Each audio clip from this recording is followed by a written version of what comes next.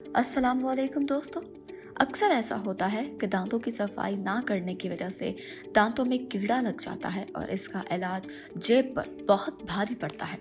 इसलिए आज अंडे के छिलके से दांतों की सफाई और कीड़ों से निजात का सदियों पुराना तरीका आपको बताया जाएगा और यही वीडियो लेकर हम आपकी खिदमत में हाजिर करते हैं। उम्मीद करते हैं आपको वीडियो पसंद आएगी। आइए चलते हैं अपनी वीडियो की जानिब।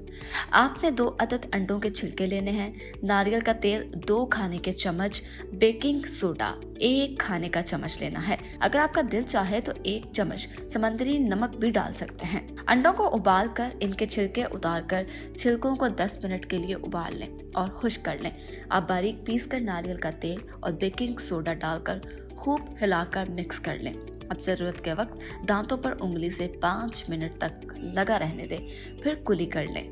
आपके दांत इस तरह से चमकदार हो जाएंगे कि बिल्कुल सफ़ेद और कीड़ा भी ख़त्म हो जाएगा। उम्मीद करते हैं आपको हमारी वीडियो पसंद आई होगी। वीडियो को लाइक और शेयर कीजिएगा।